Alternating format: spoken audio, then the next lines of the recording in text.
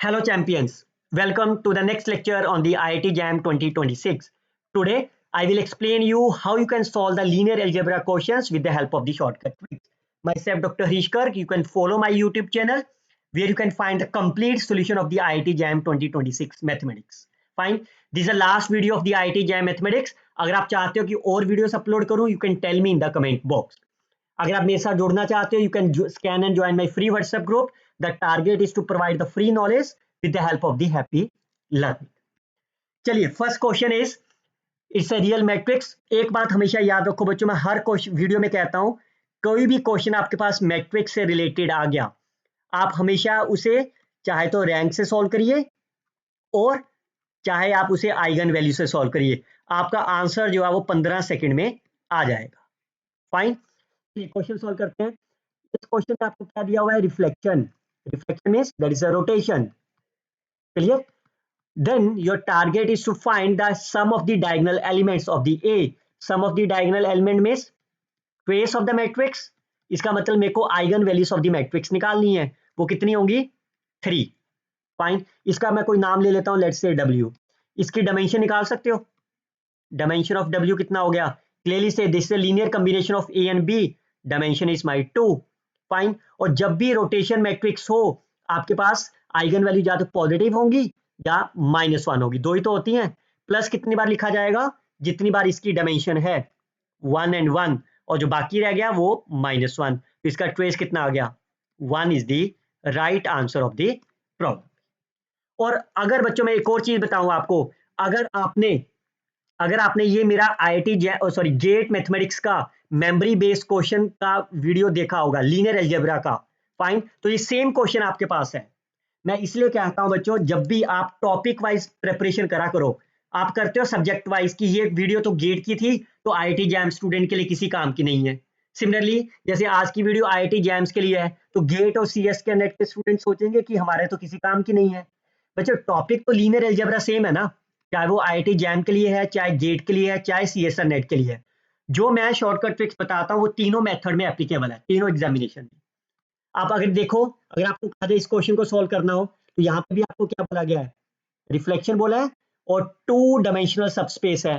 तो क्या बताया था मैंने आपको इस वीडियो के शॉर्टकट ट्रिक्स में? अगर आपके पास k डायमेंशनल सबस्पेस है आपके पास Rn का, फाइन, तो इसकी आइगन वैल्यू या तो +1 होगी या फिर -1 होगी. +1 कितनी बार होगी आपकी? जितना k डायमेंशन है, k टाइम्स, और जो बाकी बच गया वो n - k, दैट इज -1.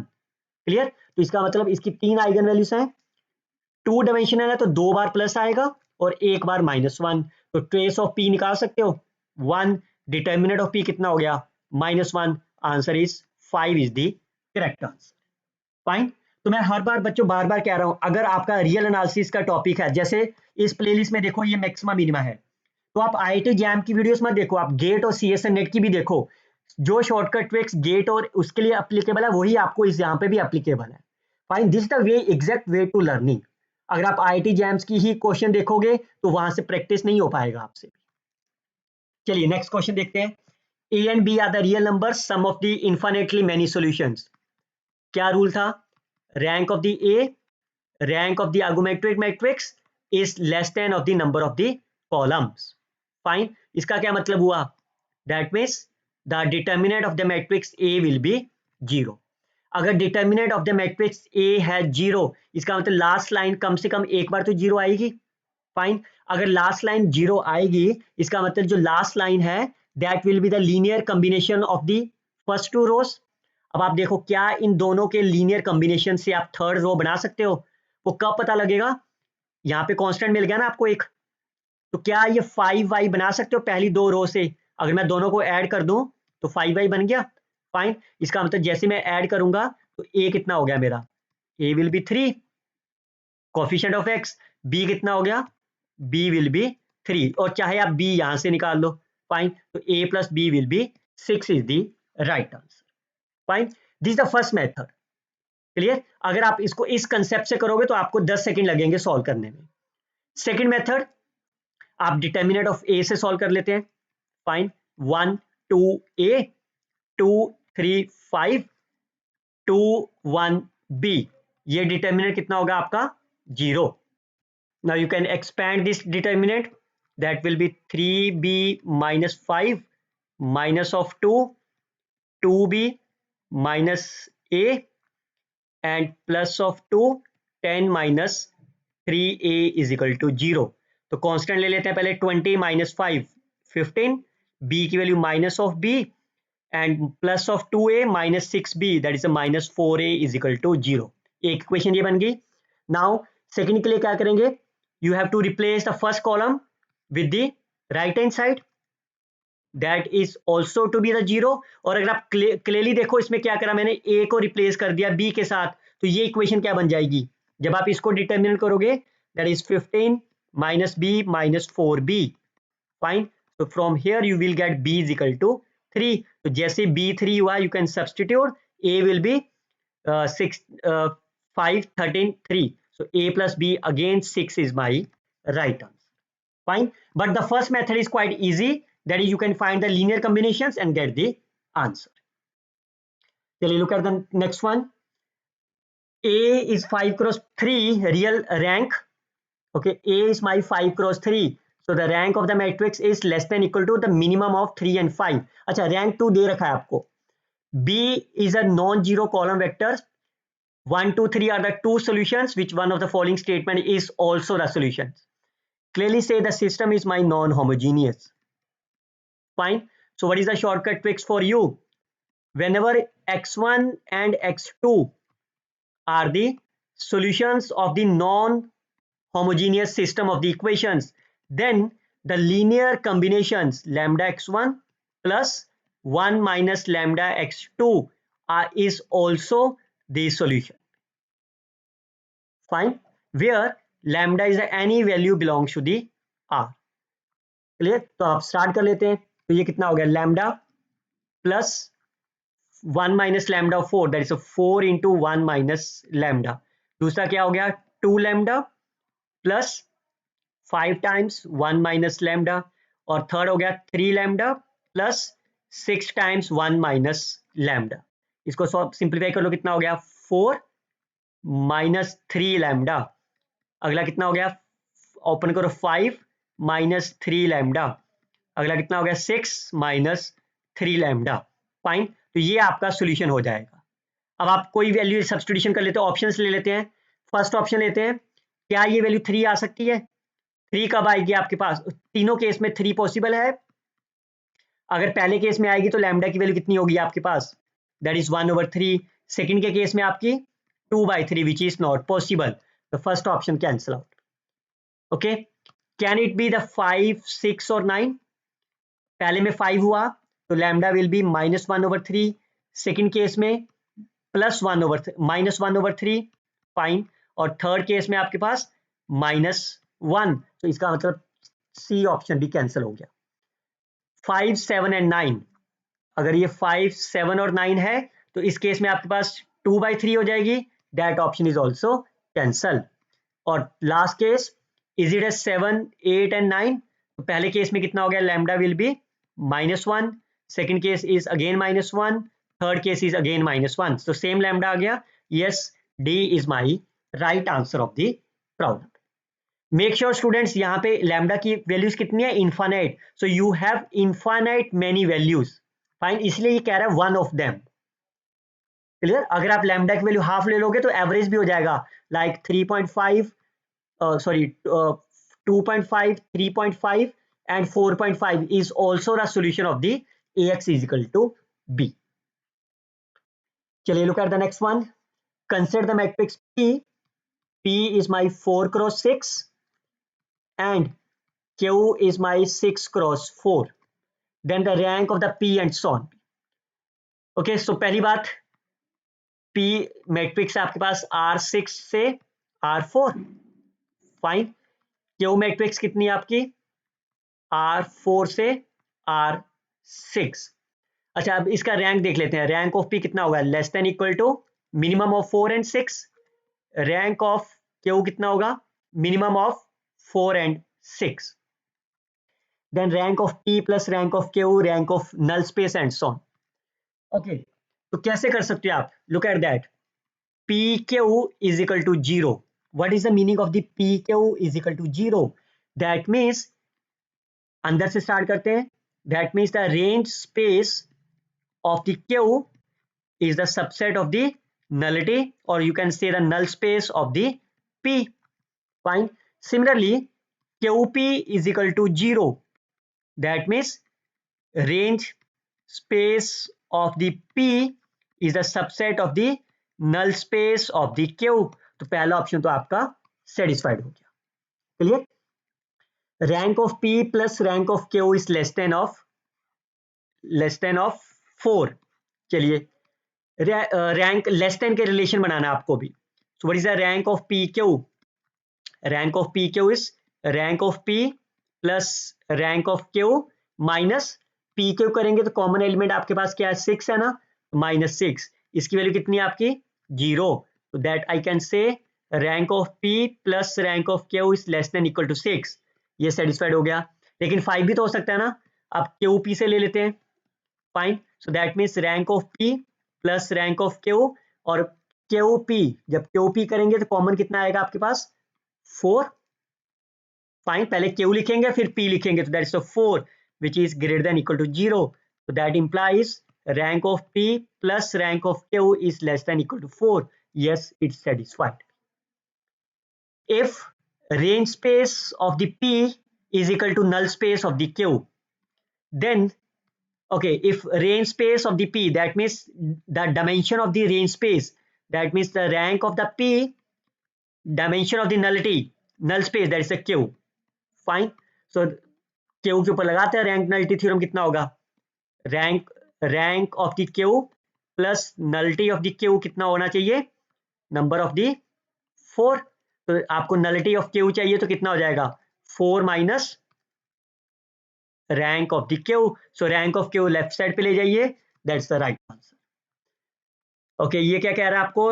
बराबर होना चाहिए. That means if I use the dimension on the both side, that means the rank of Q is equal to nullity of the P. तो वो तो यहां से क्लियर ही है, जरूरी नहीं है ना, because P is my 4x6, वो 6x p है. तो मैं एक पी मैट्रिक्स ले लेता हूँ, 0 मैट्रिक्स. तो इसका रैंक कितना आ गया पी का? 0. नलिटी कितनी होगी आपकी पी की? जितना कॉलम होगा दैट इज 6. फाइन. पर आप देखो रैंक ऑफ द क्यू तो 4 ही रहेगा ना ज्यादा से ज्यादा. तो इसका मतलब they are not equal. So the right answer is A, B and C. Look at this next one. P is a 5x5 matrix such that the determinant is my 2. Q is the matrix of the cofactor. Matrix of cofactor. कौन सी चीज दिमाग में आती है जब को factor होता है? That is adjoint. What is adjoint of the P? अगर P adjoint of the P कैसे लिखते हो आप? को फैक्टर मैट्रिक्स ऐसे तो बनाते हो ना, और उसका क्या कर देते हो? ट्रांसपोज. तो को फैक्टर मैट्रिक्स आपको क्या कह दिया इन्होंने? Q transpose. यही तो हो गया ना. Now you can take the determinant on the both side. What is the determinant of the transpose matrix? Fine. And determinant of the Q transpose and Q are same. So what is the determinant of the P? 2. N is my 5, which is equal to Q. So 2 raised to power 4, 16 is the right answer of the problem. Okay, P is my, again I can use the eigenvalue concept. Fine. तो सबसे पहले इसको ये 0 0 को अलग कर लेते हैं. फाइन. तो ये ब्लॉक्स बन गया. जब क्या बताया था आपको रूल? जब भी 0 a b 0 हो, इसकी आइगन वैल्यूज क्या होती है आपके पास? That is the plus minus under root of A B. Fine. तो इस वाले ब्लॉक की आइगन वैल्यू क्या क्या आ गई आपकी? Plus minus √1. फाइन. तो पहले ये कितने साइज के? 5x5 की मैट्रिक्स है आपके पास. तो इसमें एक आइगन वैल्यू प्लस हो गई, एक माइनस होगी. इस वाले मैट्रिक्स की आइगन वैल्यूज क्या होंगी? You can see that each row has the sum 1. एक वैल्यू 1 होगी आपकी. फाइन. और दूसरी value, because the trace is my 0, determinant कितना हो रहा है? 1. कॉम्प्लेक्स वैल्यू आपके पास है omega omega. Clear? So these are the eigens values of the matrix P. Now P minus I. What are the eigens values of the P minus I? तो 1 minus कर देते हैं सब में से. 0 minus of 2 0, omega -1, omega square -1। कितनी non zero values आपके पास हैं? 2 values. That means the rank of the p minus I is less than equal to 3। Clear? 3 तो नॉन जीरो मिल गया ना आपके पास। नाउ अगर रैंक ऑफ p, तो नलिटी कितनी हो जाएगी आपके पास? It is greater than of 5 minus 3, that is my 2. A is the right answer. P has 4 distinct eigens values. एक distinct, 2, 3, 4. Yes. P has 3 distinct in the R. तो R के अंदर तो सिर्फ 3 ही आइगन वैल्यूज हैं, 1 -1 1, तो 2 ही तो डिस्टिंक्ट आइगन वैल्यूज आई हैं, बट ही सेड 3, तो C option cancel. If lambda is the eigenvalue of the P, ये आपके पास आइगन वैल्यूज है, आपके पास है, then there exists a positive number n so that n lambda is power n is a 1। तो yes, इसका देखो 1 की पावर 1 ही रहेगा, इसकी पावर इवन कर दो, फाइन। और आप 6 ले low power even, omega cube 1 होता है ना, फाइन। तो ओमेगा क्यूब -1 भी चाहिए आपको, तो 6 ले लें, एंड 6 लेके ये भी 1 हो गया, ये भी 1 बन गया, ये भी omega 6 is 1, omega 12 is also 1। तो यस, देयर एग्जिस्ट, एक एंड 6 हो जाएगा, फिर 12 हो जाएगा, and then solve, fine. So that answer is A, B and D are the right answer of the problem. मैं बच्चों फिर कह रहा हूं, जब भी मैट्रिक्स दिखाई दे आइगन वैल्यू से ही सॉल्व करिए। Let m is the matrix from R3 to R3, fine, such that matrix is given determinant of the m। इसको इस तरह से देखिए आप, m is the mapping है ना, m of sum, ये वैल्यू इस तरह से दे रखी है, और हमें ये भी मालूम है कि अगर यहाँ पे डायमेंशन सेम हो, तो अगर ये मैट्रिक्स 1 1 है तो ये ऑन टू भी होगी, if and only for that, fine. अगर आपकी दोनों का डायमेंशन सेम है तो फाइन। अब आपको डिटर्मिनेंट पूछा है, तो जस्ट लाइक ट्रांसफॉर्मेशन, फाइन। तो ट्रांसफॉर्मेशन में क्या करते हो आप? डिटर्मिनेंट कैसे निकालते हो? Determinant is nothing but the Jacobian, fine. तो जैकोबियन कैसे निकालोगे किसी मैट्रिक्स का? That is the determinant of the right hand side vectors, fine. That is the √3, √2, -5, √15, √10, √5, √12 minus √18, 0 divided by determinants of the domain, √15, 0, 0, 0, √13 and minus √15 plus √15 and 0। That's the answer, fine। इसे Jacobian तो निकाल लो, कितना answer होगा? पहले नीचे वाला निकाल देते हैं, इसके अराउंड एक्सपेंड कर देते हैं, fine. This is the second, third row, second column, so इससे माइनस √30, डिटर्मिनेंट कितना हो गया? 15 प्लस 15, क्लियर। अब न्यूमिनेटर को निकाल लेते हैं, इसको इसके अराउंड एक्सपेंड कर दें -5 के अकॉर्डिंग, फाइन। तो ये कितना हो गया? 15 इंटू 18, फाइन, 3 इंटू 5 और 3 इंटू 6, तो 3 आउटसाइड हो जाएगा 30, so that will be 3 is outside 30, fine, it's a negative। और यहाँ पे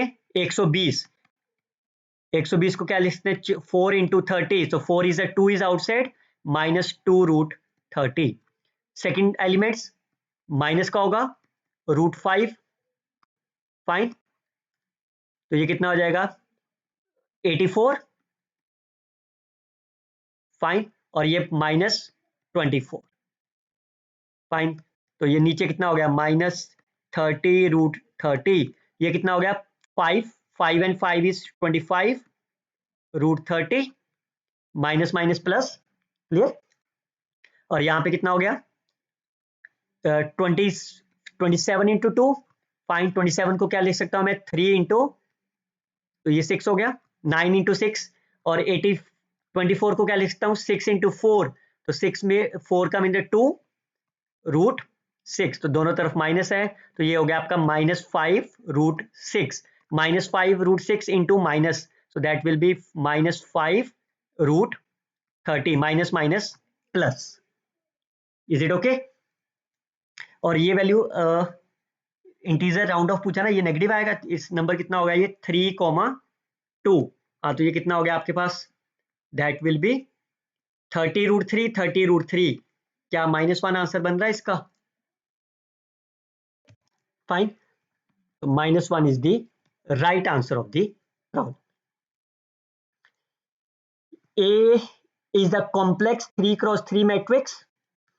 Suppose the column vector V belongs to the null space of the A and range space of the A transpose. Okay, range, okay, A and A transpose. So that's clear.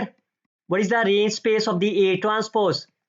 That is nothing but the nullity of the, or you can say the null space, orthogonal complement of the null space. So I can say that number is A into, fine, तो ये क्या बन गया आपके पास, that is orthogonal complement. Fine, तो अगर orthogonal complement है वी एलिमेंट, तो by using the inner product तो क्या होना चाहिए, V dot V must be 0।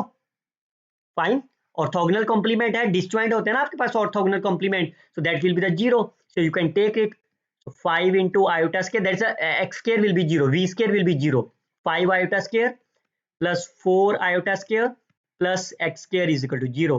तो ये कितना हो गया, -5 -4 plus x square is 0, x square will be 9, x is my +-3 is the right answer। अच्छा मॉडुलस में पूछ लिया, that is 3 is the right answer of the problem। बच्चों मैं बार बार कह रहा हूं इस प्लेलिस्ट को फॉलो कर लीजिए। फाइन, आप देखिए किस तरह से अप्रोच क्वेश्चन को सॉल्व करते हैं। V is a subset of the R which of the following closed subspace 2-dimensional and so on। चलिए A plus B √2 divided by C plus D √2, पहले तो रूट नीचे नहीं होना चाहिए ना, इसको रेशनलाइज करते हैं। फाइन, C माइनस D √2, तो ये नीचे क्या बन जाएगा आपका A स्क्वायर माइनस, क्लियर, और ऊपर क्या बन जाएगा जब आप ओपन करोगे, दैट्स A प्लस B, ऐसे तो बनेगा ना कुछ कंपोनेंट, नीचे कांस्टेंट हो गया, आई कैन से this number is E plus F√2। Value कुछ भी आए हमें उससे मतलब तो नहीं है ना। फाइन, इसका मतलब ये V क्या बन गया आपके पास, V is nothing but my field, ये तो बन गया आपका, क्लियर। तो इसका डायमेंशन कितना हो जाएगा, √2 के बेसिस क्या क्या होते हैं, 1 है, √2 ही होगा ना, और E ऑफ कांस्टेंट है तो इसका डायमेंशन क्या होगा, over R is my 2, so it's a 2-dimensional, 4-dimensional cancel हो गया। नाउ कैन यू से this is the closed, close का मतलब कोई भी दो एलिमेंट, अच्छा ये V आपका मैं फिर लिख दे रहा हूं, ये आपका बन गया E प्लस F√2, तो कोई भी दो एलिमेंट ले लेते हैं, V1 is E1 plus F1√2, V2 is my E2 plus F2, तो जब आप दोनों को ऐड करोगे क्लोज्ड अंडर द एडिशन, ये भी तो फिर से आपका V में ही आएगा, तो that mean yes it is a closed. ये क्या ये सबस्पेस होगा, सबस्पेस के लिए पहले 0 चेक कर लेते हैं, 0 V में बिलोंग करेगा, yes you can write as A 0 into √2, fine, where ABCD are my Q, तो E and F are also in the Q। और सबस्पेस के लिए क्या चाहिए, एडिशन तो हो जाएगा, स्केलर मल्टीप्लाई देख लेते हैं। फाइन, अगर मैं अल्फा कोई एक R से लेता हूं, फाइन, और V मेरा इस कैपिटल V में है, तो अल्फा कोई भी ले लूं मैं। फाइन, अगर मैं अल्फा पाई ले लूं, can you right the pi in terms of √2, but pi is not the Q, पाई तो Q में नहीं है ना, so that means alpha into V is not belongs to the V, इसका मतलब it is not a subspace, that option is cancel, A and C are the right answer। Subspace तभी बनेगा जब इसके coefficient A B C D आपके किस में होंगे, Q में, but pi is not in the Q। Let P is a non-zero complex n cross n matrix such that V transpose V is my greater than equal to 0। इसका क्या meaning हुआ, quadratic form है, that means is a positive semi definite. Fine, so that means matrix P is my positive semi definite, तो अगर positive semi definite है और फिर से मैट्रिक्स दे दिया तो इसकी eigenvalues of the P क्या हो जाएंगी, ग्रेटर देन और इक्वल टू 0। फाइन, और ये कॉम्प्लेक्स मैट्रिक्स है, that means this are my Hermitian, P is my Hermitian matrix. So all the eigenvalues of the P are negative real number. गलत हो गया, eigenvalues are always greater than equal to zero. All the eigenvalues of the P star, अगर eigenvalues of the lambda P greater than equal to zero है तो eigenvalue of the P star is also greater than equal to zero, but he said negative real number, that option is cancel. Fine. तो कोई भी एक positive definite matrix बना लेते हैं। Fine, चाहे तो आप आइडेंटिटी ले लो, लेकिन जीरो भी चाहिए ना, आइगन वैल्यू जीरो, एक आइगन वैल्यू जीरो ले रहा हूं, एक वन ले रहा हूं। V1 and V2 are the two columns of the C, are the two columns of the C। Fine, तो पहले n को फिक्स कर लेते हैं, n is my 2 cross 2। V1 and V2 are the two columns। Fine, तो पहले p square of V1 निकाल दो, कितना होगा, दोनों तरफ p मल्टीप्लाई कर दिया। फाइन, इसका मतलब क्या होगा, p स्क्वायर की आइगन वैल्यूज क्या क्या आ गई आपकी, p स्क्वायर की आइगन वैल्यूज आ गई, वन आ गई ना इसके आगे, इसका मतलब p की आइगन वैल्यूज क्या क्या हो गई आपकी, plus minus one. But p is my positive definite, so eigenvalues are always greater than equal to 0. That means eigenvalues of p which is minus 1, that is not possible। तो इसमें से a की value मिली, that is p is equal to 1। अगर p की eigen value 1 है, I can say p of v1 is equal to v1, 1 eigen value आ गई। But what is the p of v1? v2, so that means v2 is equal to v1। Yes, this option is the correct option। Fine। Similarly ये कह रहा है non zero हो, मतलब हमेशा ही, तो ये हमने ले लिया। फाइन, इससे बन जाएगी आपकी जीरो, कोई भी एक वैल्यू ले लो, यहाँ पे फर्स्ट एलिमेंट लिया ना, तो आप देख लो, इससे डायरेक्टली देख लो, इसका क्वाड्रेटिक फॉर्म क्या बनेगी आपके पास, एक्स कैरी तो बनेगी ना आपकी, तो ये आपका जीरो है। फाइन, एक एलिमेंट आपने जीरो ले लिया, तो आप करके देख लो वी स्टार पी वी, वो आपके पास जीरो ही आएगा आपके पास। फाइन, तो बट ये कह रहा है नॉन जीरो, तो the right answer is only B is my right answer of the problem. E1, E2, E5 are the standard basis. V is the subspace spanned by E1 plus E2, E2 plus E3 and E3, E4, E5। Fine, तो पहले तो dimension देख लो इसकी कितनी है, कितने unknown आपके पास है, वन, तीन है ना आपके पास मैक्सिमम, तो इसकी डायमेंशन कितनी हो जाएगी, dimension means rank, rank of the V. Fine, और नलिटी ऑफ द वी कितना हो गया आपके पास, 2, that means dimension of the V आपके पास हो गया 3। Is it okay? नाउ अब आप यहां देखते हैं, एस आपको एक मैट्रिक्स डिफाइन करनी है, मैट्रिक्स P 2 क्रॉस 5 मैट्रिक्स है, that means R5 to R4 such that, मैं दोनों तरफ डायमेंशन ले रहा हूं, तो ये क्या बन गया, nullity of the P which is the dimension of the V। what is the dimension of the V? dimension of the V will be 3।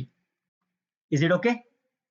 अब आप पहले चेक कर लेते हैं वेदर, पहले तो ये ऑप्शन चेक कर लेते हैं, क्या जीरो, मतलब P जीरो हो सकता है आपका, अगर P जीरो हो गया तो रैंक ऑफ द P कितना हो गया आपके पास, जीरो, तो नलिटी ऑफ द P कितनी है आपके पास, nullity of the by rank nullity theorem is 5 which is not equal to 3। इसका मतलब P मैट्रिक्स जीरो मैट्रिक्स तो नहीं हो सकती।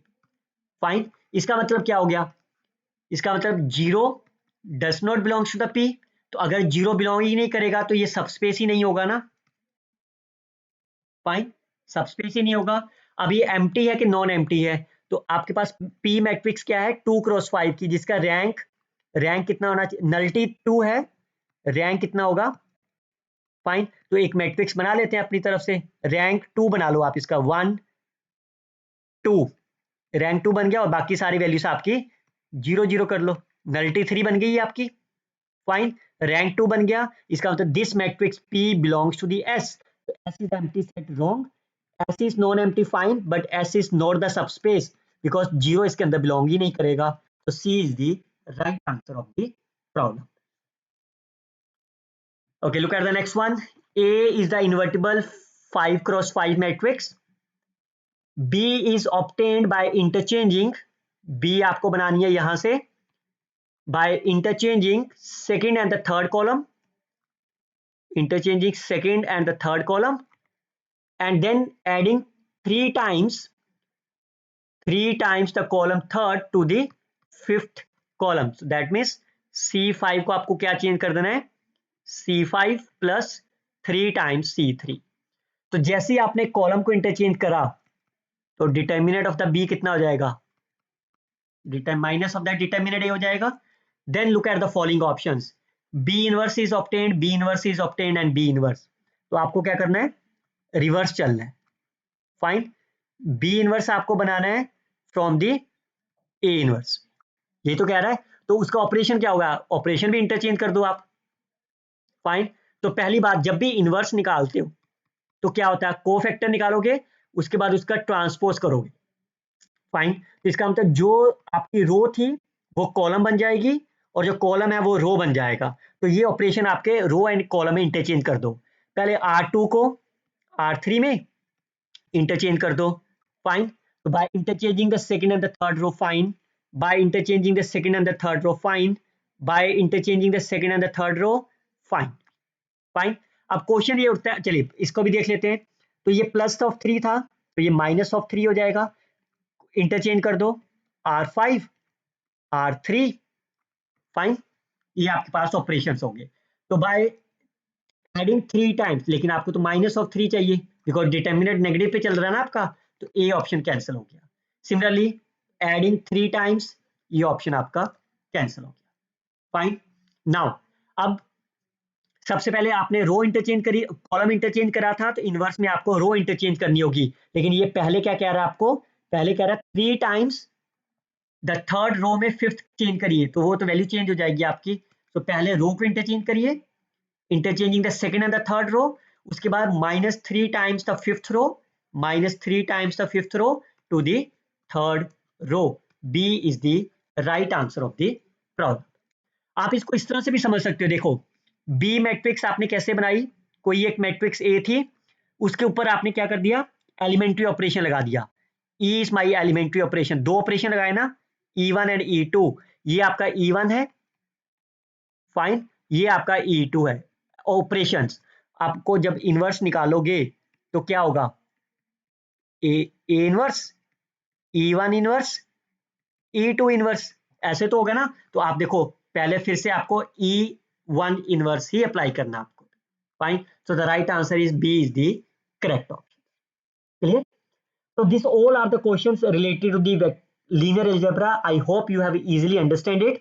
For more practice, you can scan and join my WhatsApp group. I hope you can share this video with your friends. Like and comment on the videos.